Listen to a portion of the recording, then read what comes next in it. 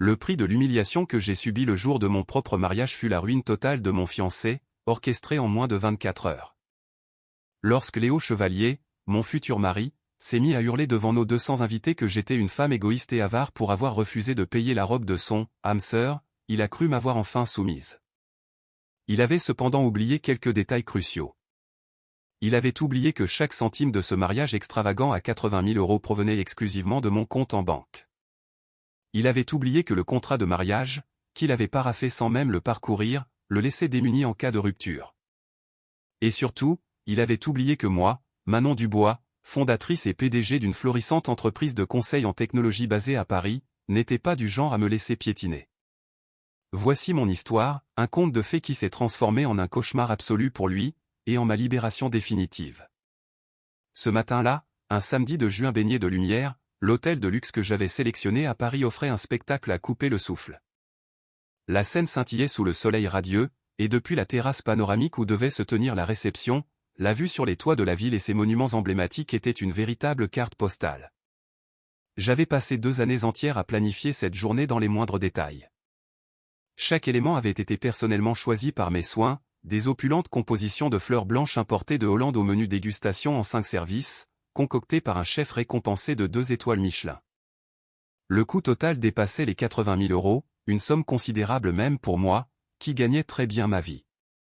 Mais c'était mon grand jour, ou du moins, c'est ce que je m'étais persuadé de croire. Je m'appelle Manon, j'ai 34 ans. J'ai fondé ma propre entreprise de conseil en cybersécurité il y a 7 ans, juste après avoir obtenu mon doctorat en ingénierie informatique.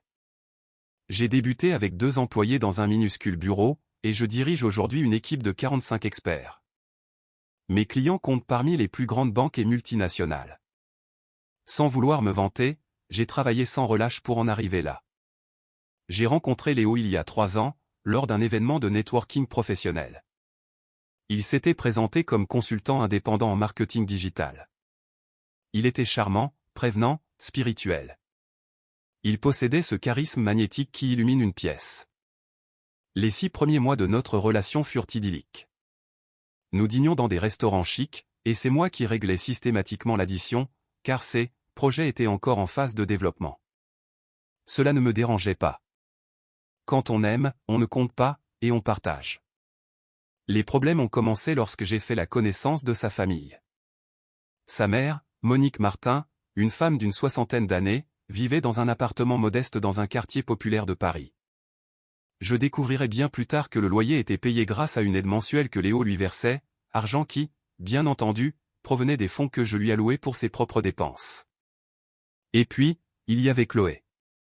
Chloé Girard, 28 ans, cheveux blonds platine, des ongles en acrylique toujours impeccables, et une addiction prononcée pour les réseaux sociaux. Léo me l'a présentée comme sa meilleure amie d'enfance, son âme sœur platonique, la sœur que la vie ne lui avait jamais donnée. Il a insisté pour que Chloé soit ma demoiselle d'honneur. J'ai accepté, mû par le désir de faire plaisir à mon futur époux. Au cours des mois de préparation du mariage, j'ai commencé à remarquer des choses étranges. Chloé avait des opinions très arrêtées sur tout. Elle critiquait mes choix de fleurs, les jugeant trop simplistes. Elle affirmait que ma robe de mariée était démodée comparée à ce qu'elle aurait choisi. Quand j'ai suggéré qu'elle porte une robe couleur champagne en tant que demoiselle d'honneur, elle a piqué une crise, prétextant que cette couleur lui donnait un air malade et qu'il lui fallait absolument une robe rose fuchsia d'une boutique de créateurs spécifiques, coûtant la bagatelle de 2 000 €. J'ai confié à Léo que je trouvais excessif de dépenser autant pour la robe d'une demoiselle d'honneur. Il m'a rétorqué que j'étais égoïste, que Chloé était comme sa sœur et que si je l'aimais vraiment, je ferais ce sacrifice. J'ai cédé. Comme toujours. Une semaine avant le mariage, Chloé m'a appelé, en larmes. Elle avait un besoin urgent d'argent pour payer son loyer, car son patron lui devait son salaire. Je lui ai prêté 800 € qu'elle ne m'a jamais remboursé. 3 jours avant la cérémonie, la mère de Léo a débarqué à mon bureau, réclamant 2 000 € pour un traitement dentaire d'urgence. Je les lui ai donnés. Léo m'a embrassé, me qualifiant d'ange descendu du ciel. Le matin même du mariage, alors que je me faisais maquiller dans la suite nuptiale, j'ai reçu un message de ma banque. Une alerte pour mouvement inhabituel. Léo venait de retirer 5 000 € de notre compte commun, celui que j'avais ouvert et approvisionné pour financer notre lune de miel aux Maldives. Je l'ai appelé. Il m'a expliqué qu'il avait dû régler une dette professionnelle urgente et qu'il me rembourserait au plus vite. Il ne l'a jamais fait. La cérémonie religieuse dans une église historique de Paris fut magnifique. J'ai pleuré d'émotion en prononçant mes vœux. Léo était incroyablement séduisant dans son costume Hugo Boss, que j'avais payé. Sa mère sanglotait au premier rang, et Chloé me fixait avec un sourire étrange, que je n'ai pas su interpréter sur le moment. Après la cérémonie, nos 200 invités et nous-mêmes nous sommes dirigés vers l'hôtel. Le cocktail sur la terrasse s'est déroulé sans accroc. Champagne mouette et chandon, canapé gourmand, musique live. Je flottais sur un nuage de bonheur. Puis vint l'heure du dîner. Nous étions installés à la table d'honneur, Léo et moi au centre, sa mère à sa droite, Chloé à ma gauche. Le maître de cérémonie a annoncé que les mariés allaient dire quelques mots. Léo s'est levé le premier, s'emparant du micro avec un sourire radieux.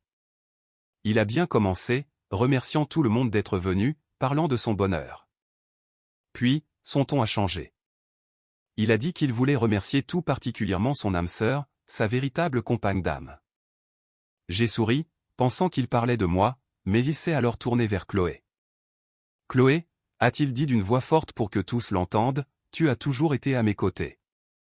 Toi, tu me comprends vraiment, pas comme certaines personnes qui pensent que l'argent peut acheter le bonheur, mais qui n'ont aucune générosité dans le cœur. » La salle est devenue silencieuse. J'ai senti mon visage s'empourprer.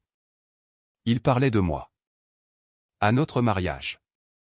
Léo a continué, « Aujourd'hui, je veux faire une annonce spéciale. J'ai décidé que Chloé serait l'administratrice de toutes nos finances conjugales, car elle a un cœur pur et n'est pas avare comme. » Il s'est arrêté, me fixant droit dans les yeux. Comme certaines personnes qui refusent d'acheter une simple robe pour leur âme sœur. Des murmures ont parcouru la salle. J'ai entendu des exclamations de surprise. Mon père, Jean Dubois, assis 3 tables plus loin, s'est levé, le visage déformé par la fureur. Mais avant qu'il ne puisse réagir, Monique Martin a arraché le micro des mains de son fils. « Bien parlé, mon garçon !» a-t-elle crié d'une voix aiguë. « Manon, tu as tant d'argent et tu es si radine. Mon pauvre Léo a souffert parce que tu ne respectes pas sa famille. Mais c'est terminé. Maintenant, nous sommes une famille et nous partagerons tout ce que tu possèdes, n'est-ce pas, Chloé ?» Chloé a hoché la tête avec un sourire malveillant, s'est levée et a enlacé Léo devant tout le monde. Une étreinte bien trop longue, bien trop intime. Soudain, j'ai tout compris. Ils n'étaient pas des âmes sœurs platoniques, ils étaient amants. La salle était en état de choc. Certains invités ont commencé à huer. D'autres étaient bouche bée. Je suis restée assise, paralysée, sentant mon monde parfait s'effondrer. Léo a poursuivi, et une dernière chose, nous avons décidé que Chloé viendrait avec nous aux Maldives. Elle le mérite bien après tout le travail qu'elle a fourni pour organiser ce mariage. Ce fut la goutte d'eau. Je me suis levé lentement. Ma robe de mariée à 8 000 € bruissait à chaque mouvement. Tous les regards étaient fixés sur moi. Léo m'a regardé avec ce sourire arrogant, s'attendant à ce que je cède, comme toujours. Mais quelque chose avait changé en moi. L'humiliation, la fureur, la honte, tout s'est cristallisé en un moment de clarté absolue. J'ai pris ma pochette, un petit clutch blanc orné de pierreries. À l'intérieur se trouvait mon téléphone. Mes doigts ont bougé avec calme tandis que j'ouvrais plusieurs applications. Je n'ai pas crié. Je n'ai pas pleuré. J'ai simplement souri. Un sourire si froid qu'il a fait scier Léo, confus. « Léo » ai-je dit d'une voix douce mais parfaitement audible grâce au micro que le maître de cérémonie m'a tendu, « tu as raison sur un point. J'ai de l'argent. Et chaque euro de ce mariage, c'est moi qui l'ai payé. L'hôtel, le traiteur, les fleurs, ton costume, la robe hors de prix de Chloé, les 5 000 € que tu as volés sur notre compte ce matin, les 2 000 que j'ai donnés à ta mère, les 8 cents que j'ai prêtés à Chloé. Tout. » Un silence de mort régnait dans la salle. J'ai continué. J'ai aussi payé d'avance les billets d'avion pour les Maldives. Le resort 5 étoiles, les excursions, le spa. Tout est à mon nom. Et j'ai une nouvelle pour vous, je viens de tout annuler. Léo est devenu livide. Quoi? Tu ne peux pas. Si, je peux, les jeux interrompus. Et ce n'est pas tout. Tu te souviens du contrat de mariage que tu as signé il y a 2 mois? Celui que ton avocate avait conseillé de signer sans lire parce que ce n'était qu'une formalité. Je te recommande de le relire ce soir. Il spécifie clairement qu'en cas de divorce pour infidélité ou abus verbal public, tu ne reçois absolument rien de mes biens. 0 €. Le visage de Léo est passé du blanc au rouge intense. C'est un malentendu. Chloé n'est que mon amie. Une amie avec qui j'ai trouvé plus de 500 messages sur ton téléphone, ai-je répondu tranquillement. Des messages que mes avocats ont déjà en leur possession. Des messages où vous planifiez comment me soutirer tout mon argent après le mariage. Chloé a tenté d'intervenir, c'est faux. Je n'ai jamais. Jamais quoi, Chloé? Les jeux coupés. Jamais écrit à Léo que j'étais une idiote de millionnaire facile à manipuler? Jamais prévu de tomber enceinte de lui pour m'obliger à entretenir le bébé? Tout est dans les messages, ma chère. La salle a explosé. Les invités criaient. Mon père et 2 de mes oncles se sont approchés de la table d'honneur. Le photographe, qui avait tout filmé, continuait de tourner. Parfait. Mais je n'avais pas encore terminé. J'ai tapé sur l'écran de mon téléphone 3 fois de plus. Ah, et une dernière chose. Je viens de retirer l'autorisation de paiement pour tous les services de ce mariage. L'hôtel, le traiteur, le DJ, les fleurs. Tout. Vous avez exactement 30 minutes avant que le directeur de l'hôtel ne vienne vous demander de quitter les lieux pour défaut de paiement. Léo a tenté de saisir mon bras. Manon, ne sois pas ridicule. Tous ces invités. Pense à notre réputation. Je me suis dégagé. Notre réputation? Non, Léo, ta réputation. Moi, je ne suis qu'une femme d'affaires à succès qui a failli commettre l'erreur d'épouser un parasite. Mais heureusement, je m'en suis rendu compte à temps. J'ai retiré ma bague de fiançailles, un diamant de 2 carats qui avait coûté 15 000 €, et je l'ai laissé tomber dans sa coupe de champagne. Le tintement du métal contre le cristal a résonné dans le silence sépulcral. Profitez bien du dîner. Ah, attendez. Vous ne pouvez pas. Il n'y a pas de dîner. Je me suis retourné et j'ai marché vers la sortie, suivi immédiatement par mon père et mon frère. Derrière moi, j'ai entendu le chaos éclater. Des cris, des insultes. Monique Martin hurlant comme une harpie. Chloé pleurant hystériquement. Dans l'ascenseur, mon père m'a serré dans ses bras. Je suis fier de toi, ma fille. J'ai simplement hoché la tête. L'adrénaline bouillonnait encore, mais la douleur profonde de la trahison commençait à s'installer. Nous sommes sortis par une entrée dérobée. Mon chauffeur m'attendait. Je lui ai demandé de me conduire à mon appartement avec vue sur la tour Eiffel. Durant le trajet, mon téléphone n'a pas cessé de sonner. Messages, appels, notifications. Mais ce n'était pas Léo qui suppliait mon pardon. C'était d'une toute autre nature. Un invité avait posté une vidéo de l'incident sur TikTok. En 30 minutes, elle avait 50 000 vues. Le titre « Un fiancé humilie sa femme millionnaire à leur mariage, elle le détruit en direct ». Les commentaires explosaient de soutien. « Cette femme est mon héroïne », disait l'un.